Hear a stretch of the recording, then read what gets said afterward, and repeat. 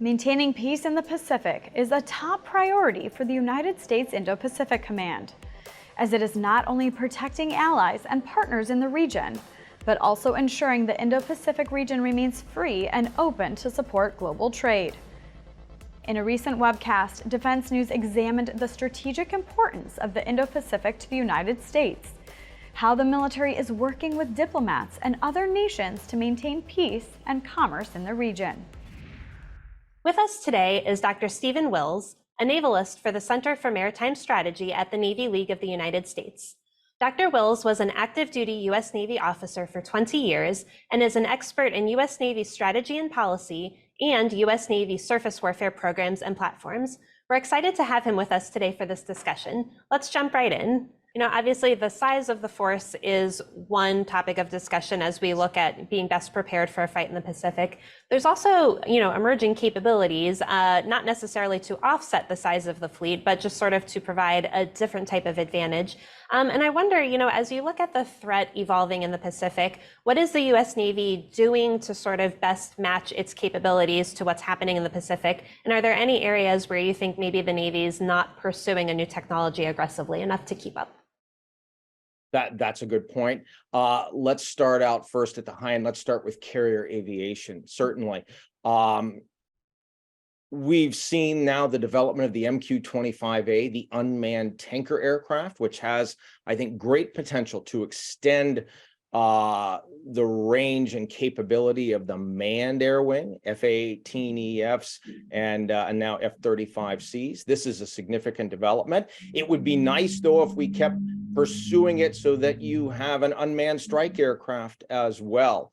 That was one of the early goals. Understand it's difficult from the perspective of naval aviation to integrate manned platforms and unmanned platforms and sort of that high-speed naval aviation environment.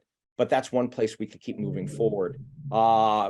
Following that manned-unmanned teaming aspect, the surface Navy has worked that as well, too, with the large unmanned surface vehicle that we've seen demoed most recently in the last RIMPAC exercise. This is another good way forward. How do we want to use these, though? That's still a question. Is this another strike platform? Is this perhaps a missile magazine for defensive missiles? When I see this, I get the vision of a 1980s video game, Missile Command, where you could tap in and access that other missile base over on the far side of the screen. These unmanned platforms could potentially be missile magazines that you could empty and then hit return to base button on them, and they disappear off to go back and be reloaded someplace. So that's another place you can pursue unmanned. And if we dip below the waters into the subsurface environment, if you imagine every submarine having a number of unmanned teamed units with it that could carry out both offensive and defensive missions, maybe lay mines. So if anything, the Navy should keep pushing ahead with this manned-unmanned teaming concept. Naval Sea Systems Command's PEO Unmanned Systems and Small Combatants is working on a whole bunch of different platforms. You've probably seen more of them recently than I have based on your travels and so forth. They're really impressive. So if you think about it as a manned-unmanned teaming thing, with the manned unit being augmented by the unmanned units, and you imagine every ship, you imagine aviation units and submarines sort of traveling with maybe eventually a swarm of these that augment its capabilities. We seem to be traveling in that direction, and that's a worthwhile one to continue traveling in because it makes the most of both sides of this, the manned part for command and control, weapons release, decision-making, and the unmanned part that gives you mass maneuver and the ability to do more things and take more casualties. It's better to lose the unmanned systems. They are expensive. They're not easily replaceable, but it's better to lose those than to lose the manned ones. Certainly. Every now and again, we sort of hear some criticisms when clearly China is the pacing threat and the Pacific is the focus region. But every now and again, we hear criticisms that perhaps the Navy or Marine Corps is becoming a one-trick pony, only focused on one fight. All the unmanned technologies you've listed off that the Navy should be pursuing sound like they would be applicable anywhere in the world. Is that, something that sort of helps bolster that argument to continue down this line of technology development?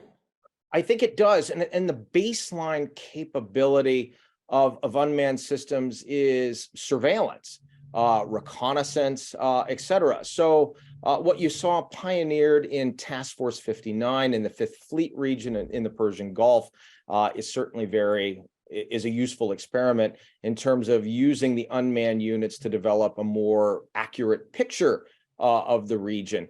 Again, letting the commander conserve his or her manned units for more important missions and allowing these unmanned units to cover the depth needed or the mass needed to look at a wide area, and certainly using unmanned systems for that purpose, for reconnaissance, scouting. They're absolutely good for that, and that's good for any part of the world. That then enables you to reserve your manned units for those more important things, like an important port visit that has political implications. That idea of naval diplomacy, something that people have been doing with warships ever since the Egyptian pharaoh Hatshepsut sent some of her warships to visit Punt in Somalia some 3,500 years ago. This is an ongoing thing. People used warships as ambassadors of goodwill, and you can't do that with an unmanned ship. So again, getting this balance right in terms of what manned units can do for you or crewed units can do for you versus uncrewed units is all important.